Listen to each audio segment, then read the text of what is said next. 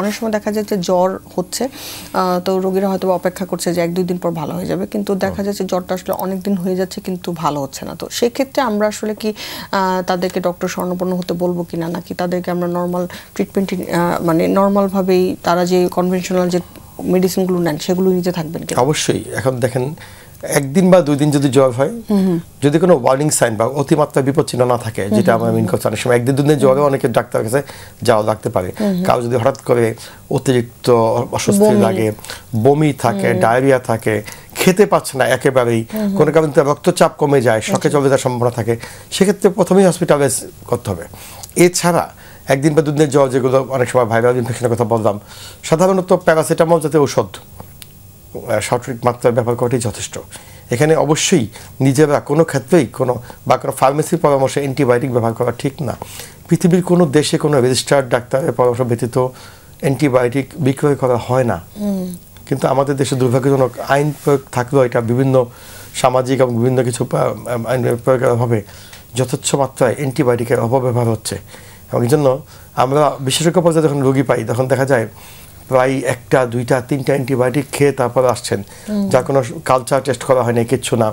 তখন সেক্ষেত্রে এই অ্যান্টিবায়োটিকগুলো ক্রমশ রেজিস্ট্যান্ট হয়ে যাচ্ছে। পরবর্তীতে এই ব্যাকটেরিয়াগুলো যখন অন্য কোনো মানুষকে আক্রমণ করছে, তারা অ্যান্টিবায়োটিক সময় রেজিস্ট্যান্ট অবস্থায় আক্রমণ করে। সুতরাং খুব উচ্চমাত্রার অ্যান্টিবায়োটিক ব্যবহার করতে হয়। অনেক সময় অ্যান্টিবায়োটিক খুঁজে পেতে কষ্ট হয়।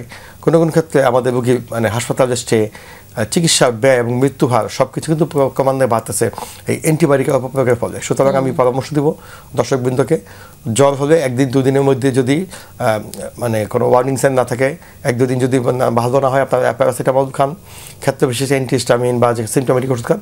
কিন্তু কোনো অ্যান্টিবায়োটিক যখন লাগবে, অবশ্যই আপনি নিকটস্থ আপনার যে জিপি আছে, আপনার যিনি চিকিৎসক আছে, আমি চিকিৎসক বলতে অবশ্যই মিন করবো কমপক্ষে MBBS পাস। এখানে অনেক মিসনোমার আছে, হ্যাঁ, সবাই ডাক্তার লিখবে তো ডাক্তার হবে না। তো এই ক্ষেত্রে মিনিমাম MBBS পাস। এরপর যদি আপনি বিশেষজ্ঞ পর্যায়ে যান, সেটা প্রয়োজনে যাবেন, গিয়ে আপনার নিকটস্থ ডাক্তারের কাছে যান, তার কাছে পরামর্শ করে উনি দেখে শুনে হিস্ট্রি নিয়ে প্রয়োজনে সামান্য কিছু পরীক্ষা করে, যে সবচেয়ে কমন যে হওয়া সম্ভব, দেখবেন আপনাকে চিকিৎসাটা আরম্ভ করবে। এবং অ্যান্টিবায়োটিক শুরু করবে এরকম ক্ষেত্রে অনেক সময় প্রয়োজনীয় পরীক্ষা করে স্টার্ট করাটা ভালো। বিশেষ করে যদি কোনো ক্ষেত্রে আপনার কমপ্লিট ব্লাড কাউন্ট বা ব্লাড কালচার, ইউরিন কালচার এগুলো করতে হয়, যদি সুযোগ থাকে করতে দিয়ে যদি অ্যান্টিবায়োটিক শুরু করা যায়, তাহলে গাইডেন্সটা ভালো পাওয়া যায় এবং অল্প সময় বিনা পার্শ্ব প্রতিক্রিয়ায় ভালো হওয়ার সম্ভাবনা থাকে। স্যার, এখানে একটা বিষয় থাকে যে কি এখনকার জ্বরগুলোতে এই সময়টাতে আমরা দেখা যাচ্ছে যে অন্যান্য স্বাভাবিক জ্বরের চেয়ে আমরা ডেঙ্গু পাচ্ছি বা চিকুনগুনিয়া, এই আপনি অলরেডি বললেন যে এই সিজনটাতে বেশি পাই। সেক্ষেত্রে আমরা নর্মাল জ্বরের সাথে ডেঙ্গুটাকে আসলে কিভাবে ডিফারেন্সিয়েট করবো, এবং যদি ডেঙ্গু হয়েই যায় সেক্ষেত্রে আমরা কিভাবে মেজারমেন্ট নিব? দেখুন, ডেঙ্গু নিজে একটা ভাইরাল রোগ, সুতরাং অন্যান্য ভাইরাস রোগের মতোই কমন কিছু সিমটম শেয়ার করে। খুবই উচ্চমাত্রার জ্বর হয় প্রথম থেকেই, সেই জ্বরের সাথে শরীরে প্রচণ্ড ব্যথা, আপনার আমাদের ব্যাক পেন বা পশ্চাৎদেশে ব্যথা, আপনার চোখের উপরের অংশটা ব্যথা থাকতে পারে, এই লক্ষণগুলো বেশি থাকবে।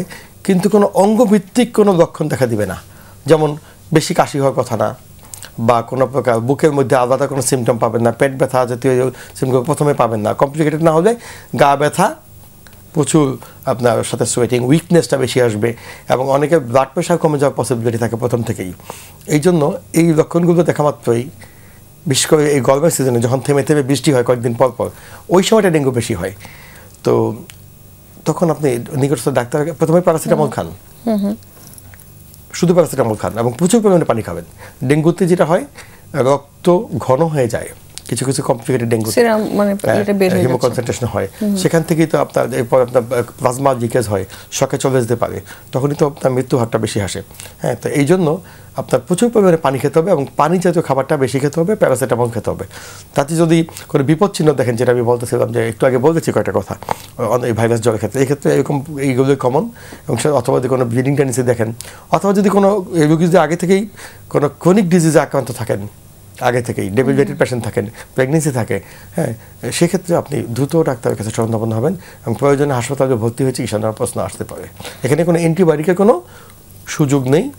এখনো পর্যন্ত ডেঙ্গু ভ্যাকসিন আমাদের দেশে প্রয়োগ করা হয় না, অর্থাৎ এই ধরনের জ্বরে কোনো অ্যান্টিবায়োটিক খাওয়ার কোনো দরকার নেই। এই যে তখনও অপ্রয়োজনীয় যথেচ্ছভাবে অ্যান্টিবায়োটিক দেওয়া হচ্ছে, এগুলো পরবর্তীতে অন্যান্য অসুখ বিসুখ চিকিৎসা করার ক্ষেত্রে জটিলতা সৃষ্টি করে।